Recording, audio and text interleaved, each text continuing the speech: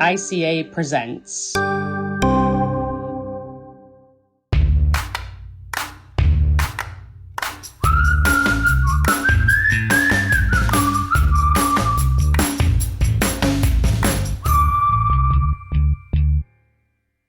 Welcome to Growing Up Comm, a production of the ICA Podcast Network. In this series, we talk about topics primarily relevant for students and early career scholars. I'm your host, Cecilia Zhou, and I'm a PhD candidate in the Department of Communication at the University of Massachusetts, Amherst. Today, I'm speaking with our guest, Dr. Lisa Hurwitz, the Director of Impact Research at Newsela and graduate of Northwestern University's Media, Technology, and Society PhD program. In today's episode, we will talk about transitioning from the academy to working in industry. Hi, Cecilia, and thank you for having me here. My name's Lisa Hurwitz, and I received my PhD back in 2017 from Northwestern University's program in Media, Technology, and Society. I had a postdoc, but have spent most of my post-PhD career in different industry research positions, largely with a focus on what's referred to as efficacy research. And so in my different roles, I have taken a look at whether products are having the outcomes on users that they are intended to be having. Right now, I work for an ed tech company called Newsela. They kind of got their start making news for kids and have since expanded where now they include fiction content and all sorts of content. And I am charged with engaging in research on the product and its impact on students and teachers. Great. So can you walk us through a little bit about your journey? Why did you choose to work in the industry in the first place? When did you start to have this feeling of, you want to work in the industry instead of working in academia? I came in to graduate school leaning more towards wanting an industry as opposed to an academic career. I had been working in basically the same space I'm in now prior to getting my PhD, and I was at a time in my life where I could move across the country to go to whatever PhD program was the best I could be getting into. I wanted to be gaining higher level skills. I wanted to be leading projects and not assisting them someday. And I thought a PhD would lead me towards that path. I wasn't someone who was unhappy with my industry role at the time or coming into my PhD program thinking I wanted to be a professor. Right. What were you looking for when you're transitioning from industry into a PhD or graduate program? Are you looking for honing your research skills? And how does PhD itself help you to achieve that goal? That's what I was looking for. Yes, honing my research skills. I was engaged in research in a topic area I was really interested in, but I didn't have much quantitative training. All my qualitative training was on the job, and I really wanted sharper methods to be doing justice to the kinds of projects that I was getting in my former role, and or again to be able to lead as opposed to assisting on projects. And so that was what I was trying to get out of my PhD program. And then I think a pleasant surprise, all the theory and deeper thought you learn along the way as well. I wasn't looking for or expecting that, but it certainly enriches my practice today. I know that engineer, science field, you can imagine what kind of industry job might be okay. Computer science as well. All of those tech jobs are definitely okay. But for graduate students in humanities, social science, communication, what kind of industry job is actually out there? The only one that I can think of is actually just research jobs. Like I myself have a very limited understanding of what industry job there are out there. That's a really good question, and I think the answer will be helpful to a lot of people.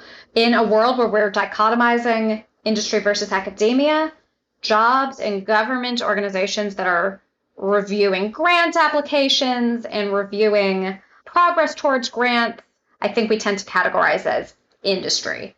Those types of jobs might be a good fit for you if you're someone who really enjoys reviewing colleagues' work and evaluating study design, but if your priority isn't necessarily actually being the one to engage in primary data collection. There are some jobs also tending to be in government organizations or different nonprofit think tank kinds of places where your job might be just helping to be producing giant literature reviews and white papers on different topics. And if that's the part of your PhD experience you love, you can be seeking out jobs where that could be one of your major areas of responsibility.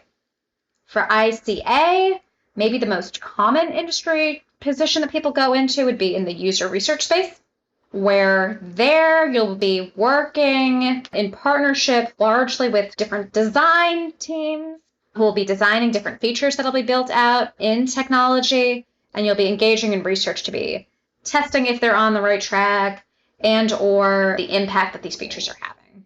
You might, in this role, also be engaging in what they call landscape research, where they might want to know, what do kids like in video, for example? And you're not researching a specific product, you're engaging in research where the aim of the research at the end of the day is to be helping to be designing better products. I work in an evaluation space where I tend to be working a little more with finished products and evaluating if finished products are having the impact that they should. So a lot of experimental work complemented with different mixed methods approaches being layered in. Sometimes there will be companies that will hire someone who will be in charge of contracting research, but not necessarily conducting it originally. So if those are skills that appeal to you, again, you could be seeking out different roles that would be allowing you to be exercising your favorite and your strongest skill sets. I also heard that, for example, if your research is about diversity, they might hire you in HR. And then if you're in game studies, the game industry itself is where you're going to be. Yeah, I think realistic backgrounds for ICA graduates and with social science backgrounds is that you'll often be a subject matter expert, similar to the kinds of roles I was describing where you'd be writing white papers and literature reviews. Sometimes companies will hire you to just be an internal source of knowledge, advising on major decisions they're making. So I can speak most concretely to my specialties in children's media, and there's a job called a learning scientist, and different places define that differently. But a big part of that person's job is less engaging in empirical research, but more adult learning and teaching about what the research says, and partnering with even in-house researchers to be making sure that all the teams who are supposed to be acting on the research really understand what it is the research is saying. And so if you love teaching, those kinds of jobs where you're being thought of as a thought leader and an expert could be really appealing. Less so for someone who's just graduated from their PhD program, but after you've been out at some number of years, some people, a lot of what they do is external speaking. So different companies, in order to be establishing their footing as experts and thought leaders, might hire folks with PhDs to be subject matter experts who just give webinars or attend conferences that aren't targeting academics, but are targeting different lay industries, and to be just a public speaker. So if that's a part of your PhD experience you love, you might have a little trouble doing that immediately right after graduating, but that's an absolutely viable career path as well. When you're graduating from your PhD program, when did you actually start to prepare to work in the industry, and how do you actually prepare for it? I tried to be doing the best research projects that I possibly could. I made an effort to be doing ones that were closely related to the space that I knew I wanted to do research in post-graduation.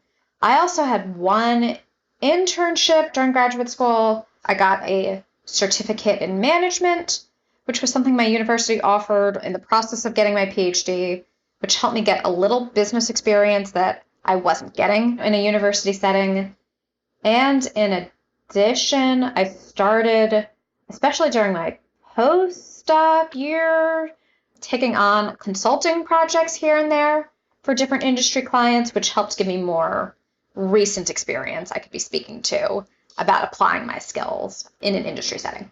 What would your suggestion be if somebody prior to finishing graduate school, they don't have that much experience in the industry before they always think about, oh, I want to be in academia, but someday they change an opinion and then they don't really know what it's like to be working in the industry, and then they don't necessarily have that much connection.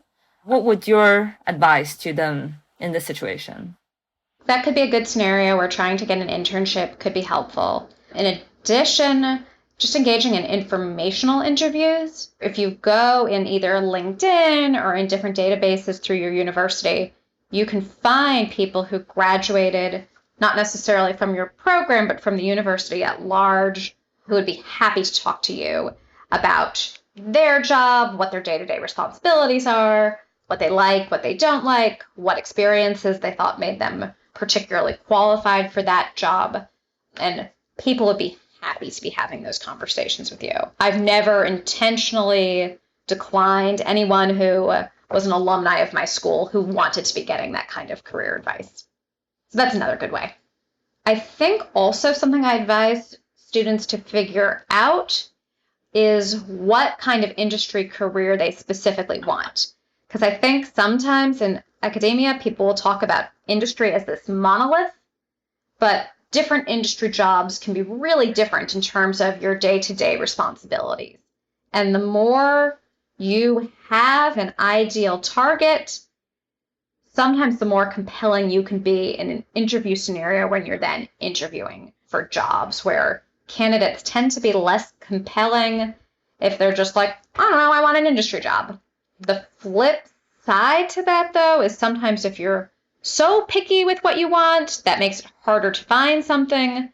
And so it's about striking a balance and having multiple criteria that you're looking for, being really concrete about that in your own mind, identifying jobs that meet some of those criteria, and then being able to speak to which of the criteria in terms of what you're looking for and in your own career trajectory. The more you're kind of able to be doing that internal, you can only answer those questions thought process, I think the more successful and purposeful you'll be in your career search. My next question is about the similarities and differences between working industry and working in academia. What are the similarities that can transfer between these two fields? I was looking for a research job that would be allowing me to be doing real empirical research. So for me, I'm using methods I was using in graduate school, and that was something I sought out. That wouldn't apply to all jobs, but that was the case for me. And so that is something that was intentionally similar for me, but it might not be for everybody. I think differences, there's a culture where there's a lot of meetings and a lot of tighter deadlines than you might be used to. So adjusting to that. I also think understanding that the expectations could be different. So in academia, research that is just for the sake of knowledge generation can be really valuable and can be published in top journals. A lot of times in industry jobs, companies are paying you to be answering certain questions that for business reasons they need answered by certain times. And where I've seen people struggle is if they didn't understand that that is what was expected of them in this new environment, in which sometimes to be able to get answers in a certain timeline, that means you might scope a project down from what would be the best way to answer this that would be in New Media and Society and Journal of Communication. Doing the research of that quality might not be the priority if the priority is, okay, allow us to be making a business decision. And I think that difference in why you're doing the research isn't always intuitive to people. And to be successful in an industry environment, I think you need to quickly understand that and be able to act on it. I've heard from somebody else as well. The research is quite different between industry and academia. And then sometimes you have to translate the research in a more understandable way and then problem-solving way. Do you find that as well when you're doing research in the industry? So for me, in my role where I'm hired by a company, I have a lot of different audiences with different research and data literacy. I have been successful when I've understood who is this audience, what's the level of detail they need, and again, what their timelines are for my input to be useful. So sometimes I'll have the exact same study. I'll make a slightly different presentation for if I'm presenting to top executives who are really busy people who need it short, to the point, don't care about the methods. Versus if I am presenting to my company's data science team who are fellow researchers just with different set of methodological tools. With them, I might dig deeper into the method. From your experience, do you think that advanced PhD level education is actually something valued in some of the research job or in the industry? Or do you think that PhD students sometimes suffer from being overqualified? I think how much the PhD is valued will depend on the work setting and your role and who is the one evaluating your qualifications for the role. I personally was more successful interviewing when I first graduated with my PhD, when I interviewed at places where my future boss had a PhD themselves and appreciated my background, was able to differentiate someone like me who had publications versus others who had different looking resumes coming out of their programs. There were some places where I was competitive against folks who had maybe gotten an MBA instead of a PhD. But again, I personally tended to be the most successful, specifically where they had a PhD. Do you think some of the skills are transferable for graduate students into the industry? So my background is in children's media, where we'll talk about summative evaluation. In education research, they'll use the terms efficacy research or effectiveness research, accountability research, all different terms describing the same kind of thing. And I was working in my PhD program on gaining the skills I would need to be able to execute those studies.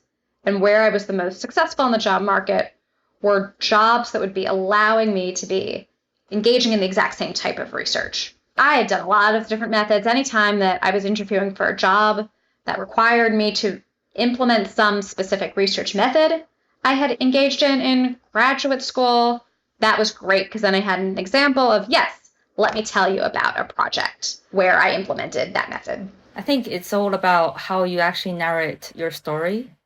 You need to know your audience and being able to translate your experience into what language terms that they use, basically.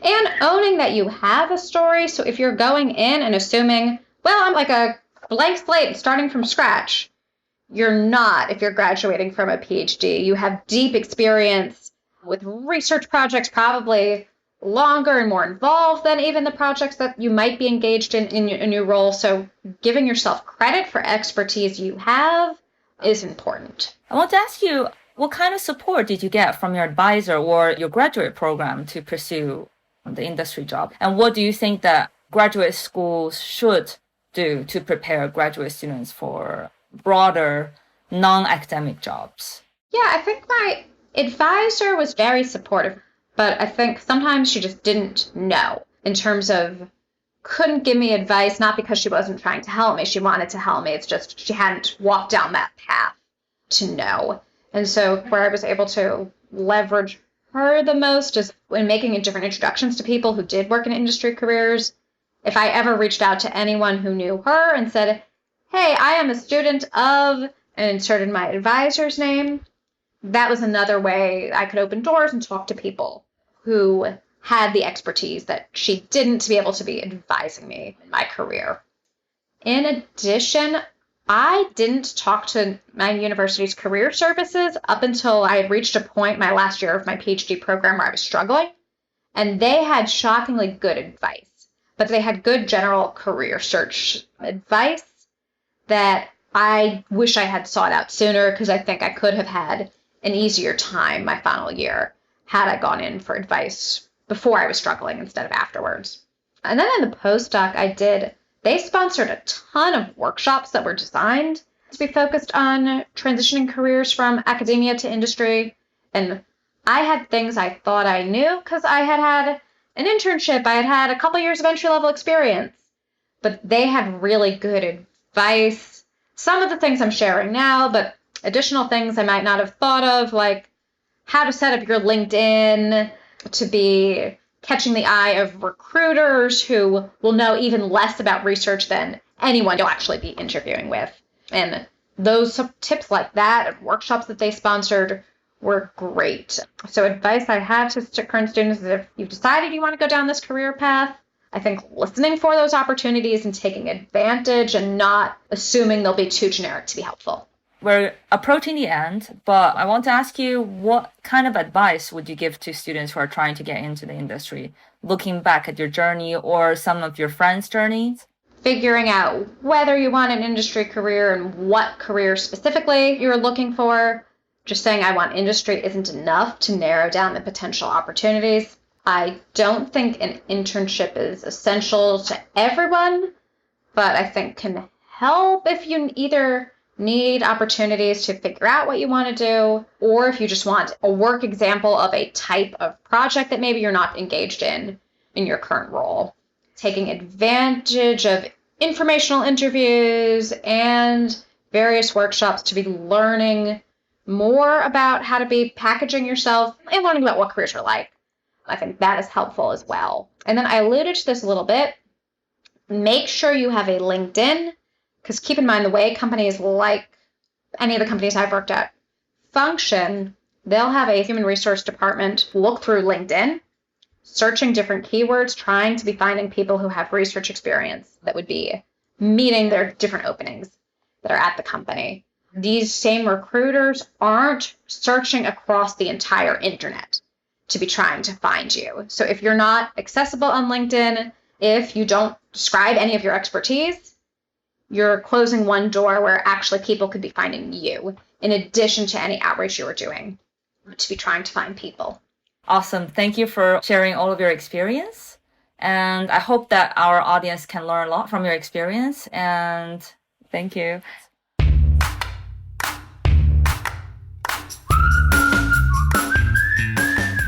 Growing Up Comm is a production of the International Communication Association Podcast Network. Our producer is Kate Ian. Our production consultant is Nick Song. Our executive producer is DeVante Brown. The theme music is by William van der Kromecht. Please check the show notes in the episode description to learn more about me, my guests, and Growing Up Comm overall. Thanks for listening.